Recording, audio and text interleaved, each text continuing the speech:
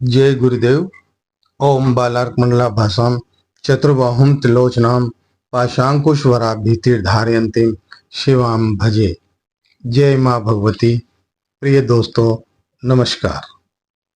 क्या आपके घर में तनाव, कष्ट, व्याधि, चिंता और लड़ाई समाप्त नहीं हो रही है?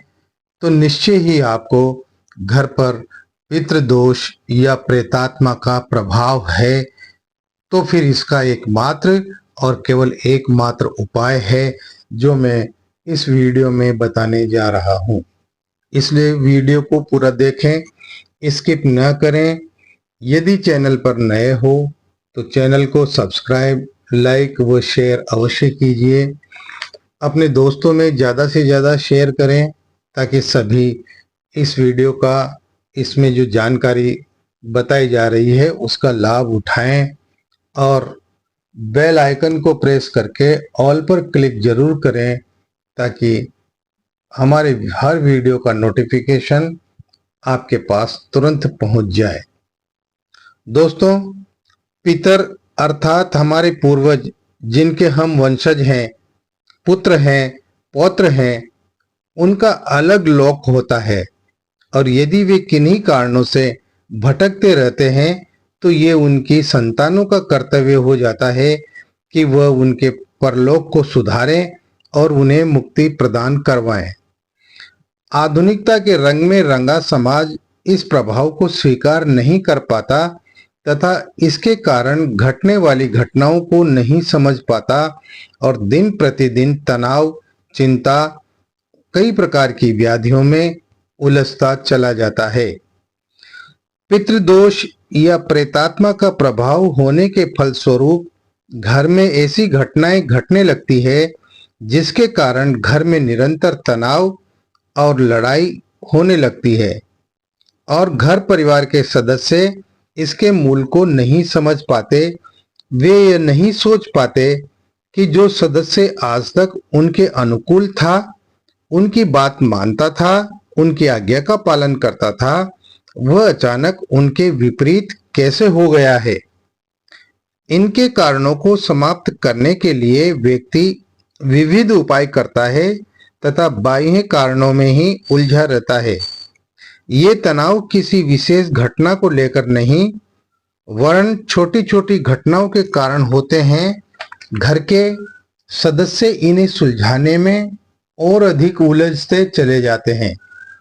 इन परिस्थितियों में यदि व्यक्ति किसी प्रकार इन घटनाओं के मूल तक पहुंच जा पाता है तो उसे ज्ञात होता है कि वह पितृदोष या प्रेतात्मा का प्रभाव है। ज्यादातर यही देखने में आता है कि व्यक्ति इनके अस्तित्व को स्वीकार करता तो है परंतु इनके निराकरण के अनुकूल उपाय को नहीं ढूंढ पाता। पाश्चात्य देशों में भी अनेक प्रकार के शोध किए गए। उन्होंने भी प्रेतात्मा के अस्तित्व को स्वीकार किया और स्पष्ट महसूस किया कि प्रेतात्मा भी मानव जीवन को प्रभावित करती है, परंतु इनके निराकरण के लिए वे कोई उपाय नहीं ढूंढ पाए। पूर्व काल में मंत्रों का ज्यादा प्रभाव व्याप्त था। लोग मंत्र शक्ति को समझते थे और मंत्रों के द्वारा समस्याओं का निराकरण करते थे, उनका हल करते थे।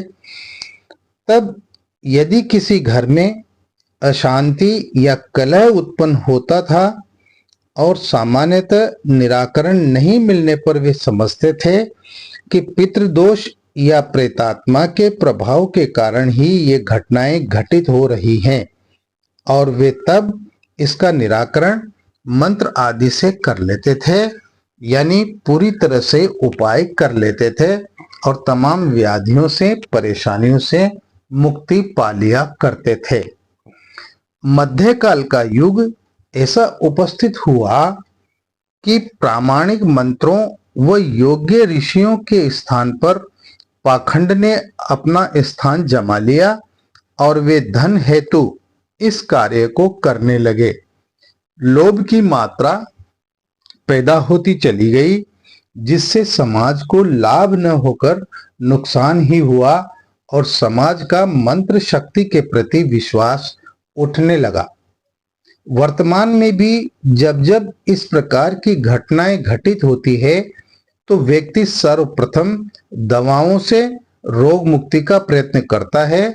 डॉक्टर्स, वैद्य लोगों के पास जाकर उनका हल निकालने की कोशिश करता है, लेकिन फिर भी कुछ न कुछ ऐसा प्रभाव व्याप्त हो जाता है कि व्यक्ति प्रेतात्मा के विषय में सोचने के लिए बाध्य हो जाता है, क्योंकि व्यक्ति को विचार तो अपने पूर्वजों से ही प्राप्त होते हैं और उन्हीं के फलस्वरूप वह इसके निराकरण हेतु तांत्रिकों, झाड़ फूंक करने वालों से मिलता है, लेकिन वह उनसे उचित उपाय नहीं प्राप्त कर पाता और वे भी अधिक करता है। तांत्रिक और झाड़ फूंक करने वाले लोगों को लूटने का ही ज्यादातर काम करते हैं। वह तो एक अनभिज्ञ की भांति अपनी परेशानी को समाप्त करने हेतु एक से दूसरे के पास जाता है तथा खर्चा भी करता है, वे भी करता है, लेकिन हल न मिलने के कारण वह व्यथित हो जाता है, परेशान हो जाता है। इसके लिए तो एक ही उपाय शेष बचता है कि आप अपने किसी विश्वसनीय व्यक्ति से इसका कारण पूछें, जिससे कि आपको स्पष्टता से पता चल सके कि आपके घर में पितृदोष व्याप्त है या प्रेतात्मा का प्रभाव है।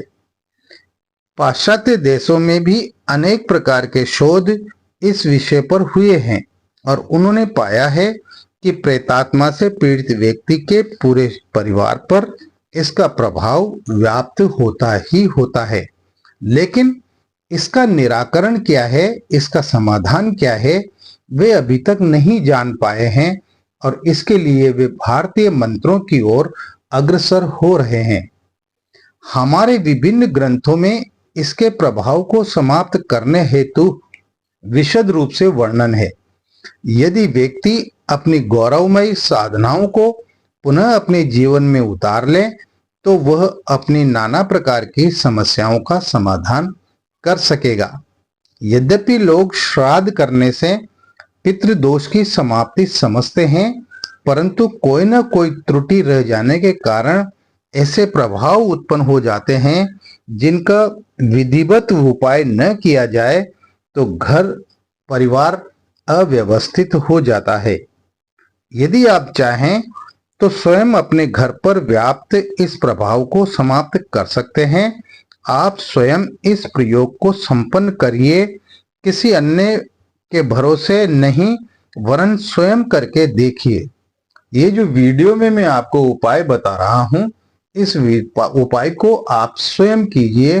किसी झाड़ फूंक करने वाले या किसी तांत्रिक या पंडे पुजारियों के चक्कर में न पड़ करके आप स्वयं कीजिए।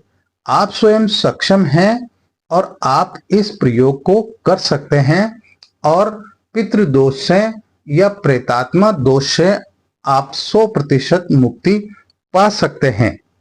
यदि आपके घर में चिंता, कष्ट, व्याधि, तनाव समाप्त नहीं हो रहे हैं और आप विभिन्न प्रकार के विविध उपाय कर चुके हैं, तो आप श्राद्ध पक्ष में संपन्न होने वाली धूर्जटा साधना को, जो इसका अचूक उपाय है, संपन्न करिए।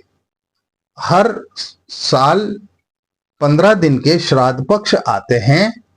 उन श्राद्ध पक्षों में आप ये उपाय कर सकते हैं। दशहरा से पहले 15 दिन के श्राद्ध पक्ष आते हैं, उनमें आप इस उपाय को कीजिए तो आपको निश्चित रूप से 100% लाभ होगा। इस साधना में धूर्जटा यंत्र, जिसे आप पूजन सामग्री की दुकान से खरीद सकते हैं या ऑनलाइन भी मंगवा सकते हैं, इस यंत्र को मंगवा लें और एक सफेद हकीक की माला आपके पास होना चाहिए। यह एक दिवसीय रात्रिकालीन साधना है जो श्राद्ध पक्ष के किसी मंगलवार को की जानी चाहिए। केवल एक दिन की, एक रात्रि की साधना है। श्राद्ध पक्ष में जो मंगलवार आता है उस मंगलवार के दिन आप इस साधना को कीजिए। स्नान करके सफेद वस्त्र धारण करके ये साधना करनी है और पूरी शारीरिक व मानसिक पवित्रता के साथ इस साधना को करना है। साधना के दिन अत्यंत पवित्रता पूर्वक मानसिक रूप से आप गुरु मंत्र का जप करते रहें। यदि आपके गुरु डॉक्टर नारायण दत्त श्री माली हैं तो ओम परम तत्वाय नारायणाय गुरुभ्यो नमः इस मंत्र का आप जाप करते रहें। और यदि कोई गुरु नहीं है तो भगवान शंकर को गुरु मानते हुए ओम नमः शिवाय मंत्र का जाप मन ही मन आप करते रहें। लकड़ी के बाजोट पर ताम्र पात्र में धूर जटा यंत्र को स्थापित कर उसका पूजन धूप दीप कुमकुम अक्षत तथा पुष्प से करें। यानी पूर्वाभिमुख होकर पूर्व की तरफ मुंह करके आप लक्ष्मी के बाजोट पर किसी ताम्र पात्र में धूर जटा यंत्र को स्थापित करें और फिर उस यंत्र को स्नान कराएं।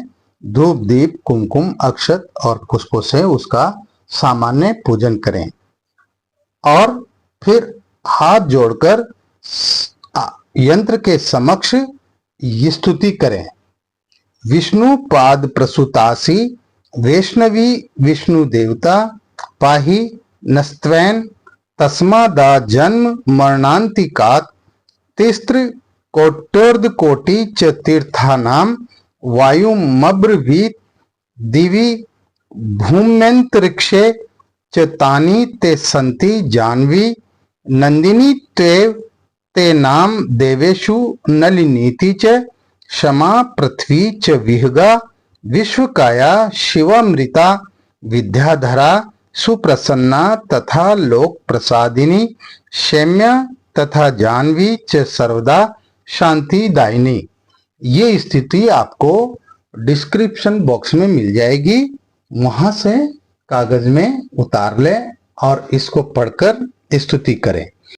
फिर दाएं हाथ में जल लेकर और मन ही मन ये भावना दें कि मैं अपना नाम बोलें, गोत्र बोलें। यह जलांजलि समस्त पितरों को दे रहा हूं तथा जल को धरती पर यानी पृथ्वी पर छोड़ दें। अपने समस्त पितरों को भी इसी प्रकार से निम्न मंत्र बोलते हुए जलांजलि दें। ए बांधवा आ बांधवा व अन्य जमनी बांधवा ते तृप्ति मखिला यान्तु यश्चा स्मत्तो अभिवांचति। इस मंत्र को बोलते हुए और जलांजलि दें। इसके बाद निम्न मंत्र की 21 माला मंत्र जप करें। मंत्र इस प्रकार है। ओम धूम धूम धूर जटाए सर्वदारणाए फट। बहुत छोटा मंत्र है, इसका स्क्रीनशॉट ले लें या इसे भी आप डिस्क्रिप्शन बॉक्स में से लिख लें और अच्छी तरह कंठस्थ याद कर लें।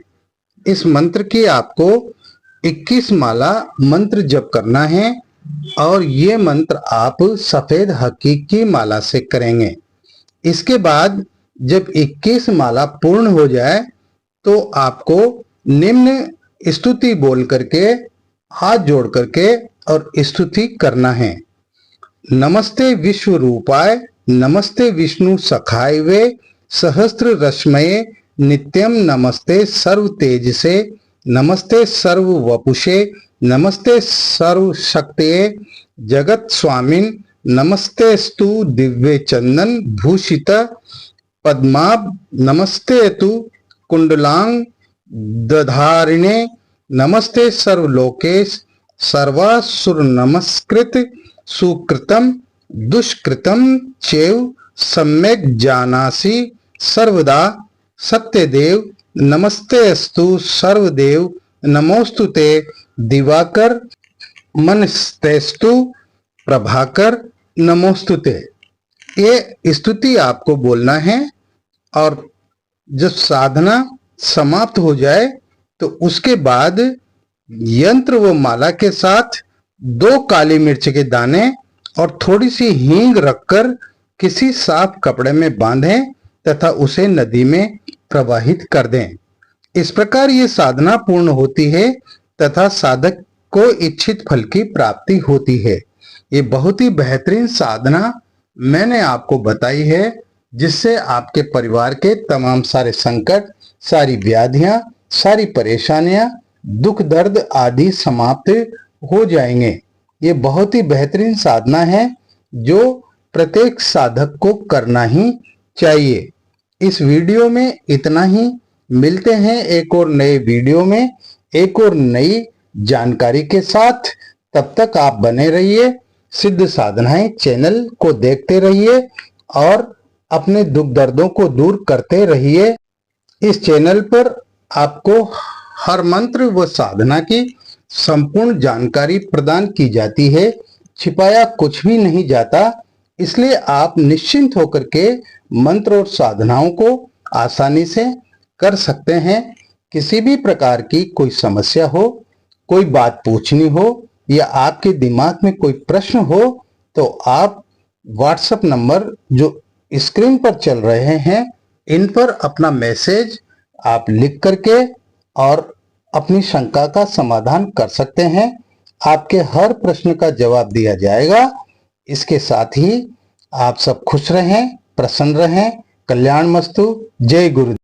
हम आपसे सिर्फ इतना सहयोग चाहते हैं कि आप वीडियो को ज़्यादा से ज़्यादा दोस्तों में, परिवारजनों में इसको फॉरवर्ड करें, इसको शेयर करें, ताकि हमारे अन्य जो साधक हैं, अन्य जो लोग हैं, वो भी पूरा फ़ायदा उठा सके। हम आपसे किसी प्रकार की कोई धन दौलत की मांग नहीं करते हैं।